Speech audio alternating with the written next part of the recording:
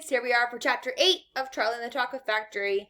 Chapter 8 is titled 2 More Golden Tickets Found.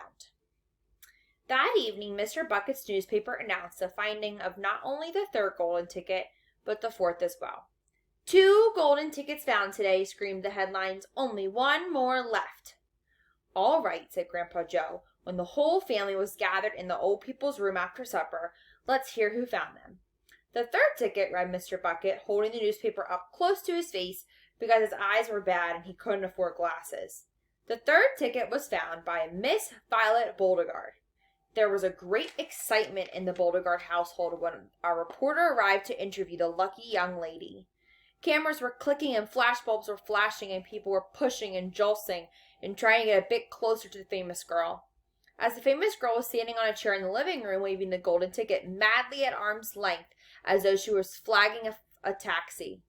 She was talking very fast and very loudly to everyone, but it was not easy to hear all that she said because she was chewing so ferociously upon a piece of gum at the same time.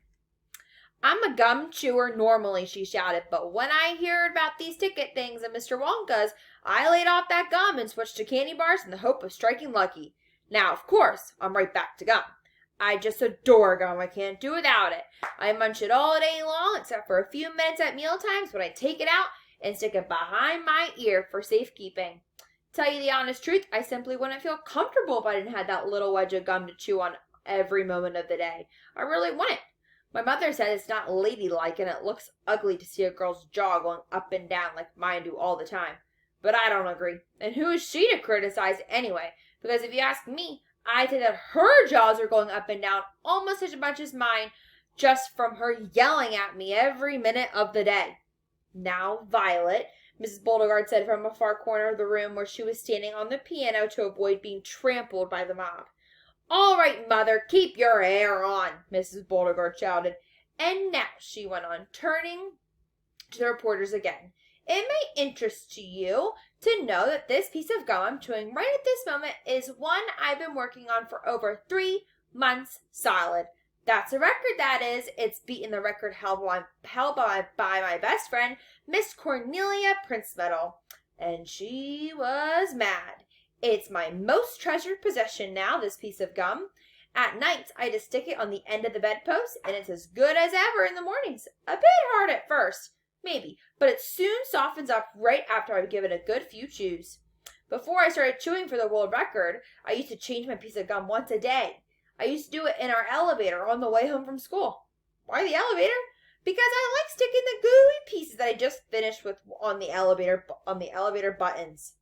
Then the next person who came along and pressed the button got my old gum on the end of his or her finger. Ha ha!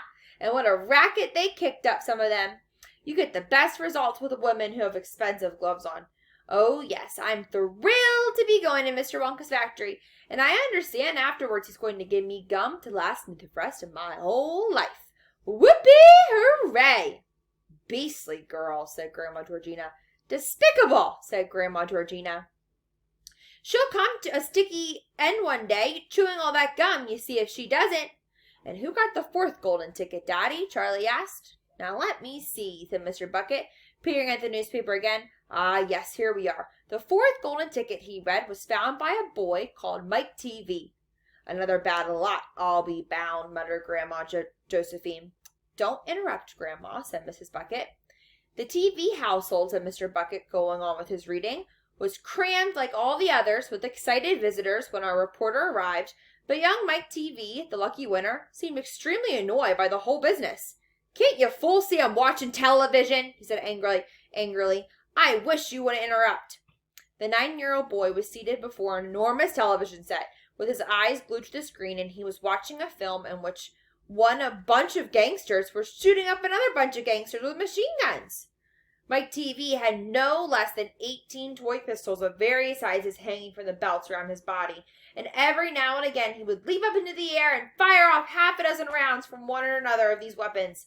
Quiet! He shouted when someone tried to ask him a question. Didn't I tell you not to interrupt? This show's an absolute whiz-banger. It's terrific. I watch it every day. I watch all of them every day, even the crummy ones where no one's shooting, like the gangsters best. They're terrific, those gangsters. especially when they start pumping up each other full of lead, or flashing the old stilettos, or giving each other the 1, 2, 3 with their knuckle duckers. Oh boy, what I wouldn't give to be doing that myself. It's the life, I tell you. It's terrific. That's quite enough, snapped Grandma Josephine. I can't bear to listen to it. Nor me, said Grandma Georgina. Do all children behave like this nowadays? Like these brats we've been hearing about? Of course not, said Mr. Bucket, smiling at the old lady in bed. Some do, of course. In fact, quite a lot of them do, but not all. And now there's only one ticket left, said Grandpa George. Quite so, sniffed Grandma Georgina. And just as sure as I'll be having cabbage soup for supper tomorrow, that ticket will go to some nasty little beast who doesn't deserve it. Chapter 9. Grandpa Joe Takes a Gamble. The next day, when Charlie came home from school and went in to see his grandparents, he found that only Grandpa Joe was awake. The other three were all snoring loudly. Shh, whispered Grandpa Joe, and he beckoned Charlie to come closer. Charlie tiptoed over and stood beside the bed. The old man gave Charlie a sly grin, and he started rumbling under his pillow with one hand. And then when the hand came out again, there was an ancient leather purse clutched in his fingers. Under cover of the bedclothes, the old man opened the purse and tipped it upside down. Out fell a single silver 10-cent piece. It's my secret hoard, he whispered. The others don't know I've got it. And now you and I are going to have one more fling at finding that last ticket. How about it, eh? But you'll have to help me. Are you sure you want to spend your money on that, Grandpa? Charlie whispered. Of course I'm sure, sputtered the old man. Don't stand there arguing. I'm just as crazy as you are to find that ticket. Here, take the money and run down the street to the nearest store to buy the first Wonka candy bar you see and bring it straight back to me and we'll open it together. Charlie took the little silver coin and slipped it quickly out of the room. In 5 minutes he was back. Have you got it? Whispered Grandpa Joe, his eyes shining with excitement. Charlie nodded and held out the candy bar.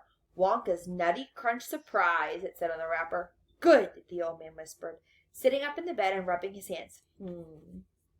Now, come over here and sit close to me and we'll open it together. Are you ready? Yes, Charlie said, I'm ready. All right, you tear out the first bit. No, Charlie said, you paid for it. You do it all. The old man's fingers were trembling most terribly as they fumbled with the candy bar. We don't have a hope, really, he whispered, giggling a bit. You do know we don't have a hope, don't you? Yes, Charlie said. I know that. They looked at each other and both started giggling nervously. Mind you, said Grandpa Joe, there is just that tiny chance that it might be the one. Don't you agree? Yes, Charlie said, of course. Why don't you open it, Grandpa? All in good time, my boy, all in good time. Which end do you think I ought to open first? That corner, the one furthest from you. Just tear off a tiny bit, but not quite enough for us to see anything. Like that, said the old man. Yes, now a little bit more. You finish it, said Grandpa Joe. I'm too nervous. No, Grandpa, you must do it yourself. Very well, then, here goes. He tore off the wrapper. They both stared at what lay underneath. It was a bar of candy. Nothing more. All at once they both saw the funny side of the whole thing, and they burst into peals of laughter. What the heck's going on? Grandma Josephine said, waking up suddenly. Nothing, said Grandpa Joe. You go back to sleep. And here's Charlie and his grandpa laughing about what just happened with that candy bar. I'll see you tomorrow for our next few chapters.